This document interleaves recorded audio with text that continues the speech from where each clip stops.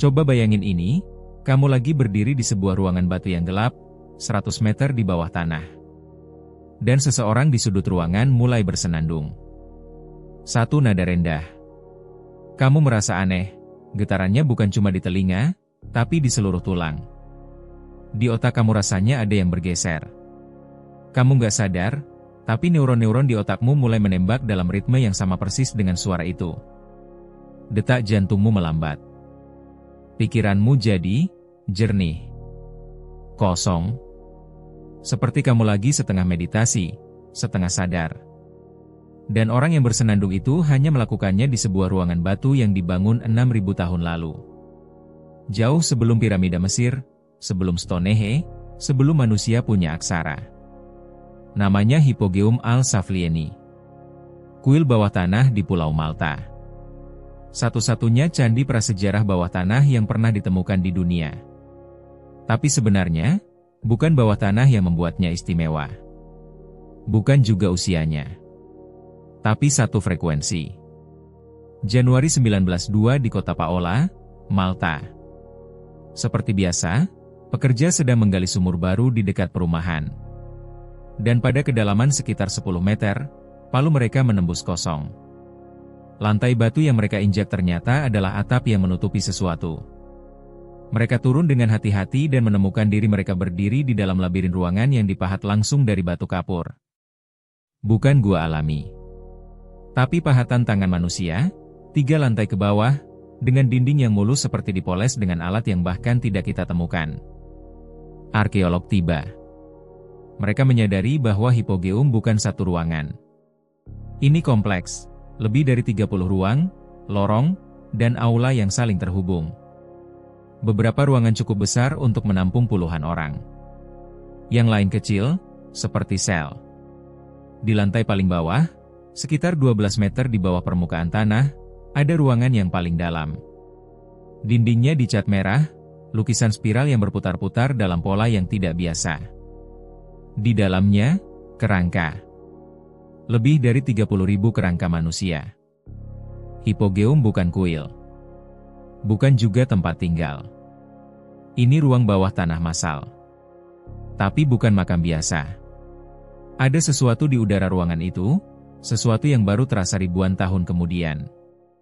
Pada 1980-an, seorang komposer dan peneliti akustik bernama Paolo de Bertol memasuki Hippogeum. Dia tidak datang untuk menggali fosil, tapi untuk mengukur suara. Karena sejak pertama ditemukan, para pengunjung melaporkan hal aneh. Mereka merasa pusing, mengantuk, atau mendengar bisikan yang tidak ada sumbernya di ruangan tertentu. De Bertol membawa alat pengukur frekuensi. Dia masuk ke salah satu ruangan paling ikonik, yang sekarang disebut Oracle Room. Ruangan ini kecil. Dindingnya cekung. Dan di tengah dinding, ada satu relung berbentuk seperti mulut. Saat dia bersenandung di depan relung itu, alat pengukurnya melonjak. 111 Hz. Tepat.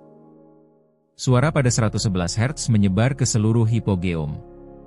Setiap ruangan, setiap lorong, setiap sudut, seolah-olah seluruh bangunan bawah tanah ini dirancang sebagai satu alat musik raksasa.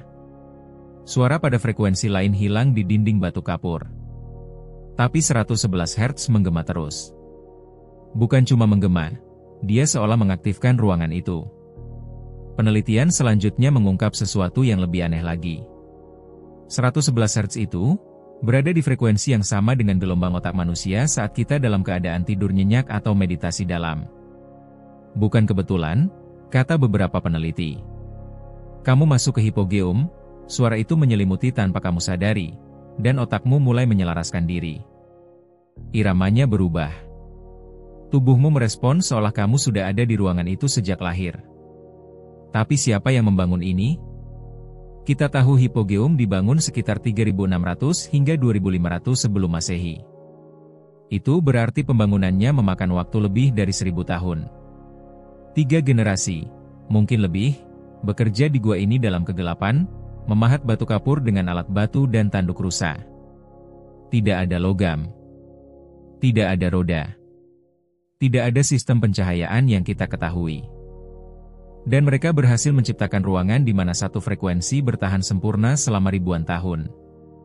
Satu-satunya bahan yang mereka punya adalah batu dan suara.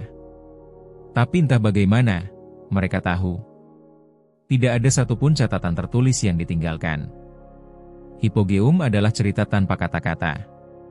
Yang kita punya hanya artefak, patung-patung kecil, beberapa bejana, dan kerangka-kerangka yang tertidur di relung dinding.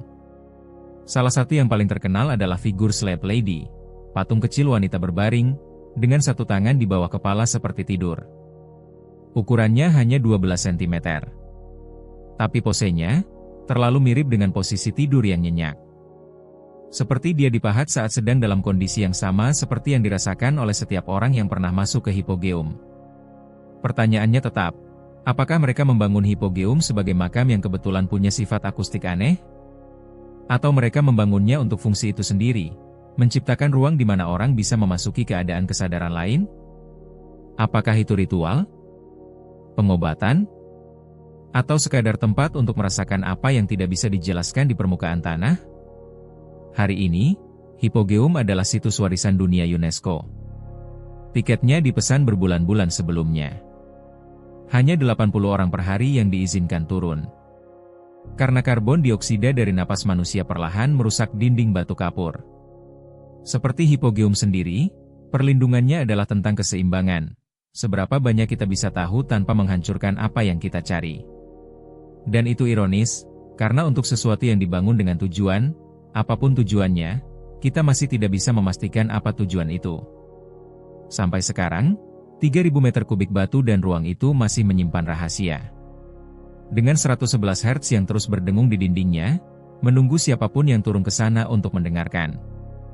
Yang jelas, ada frekuensi di dunia ini yang tidak bisa kita lihat, tapi bisa kita rasakan.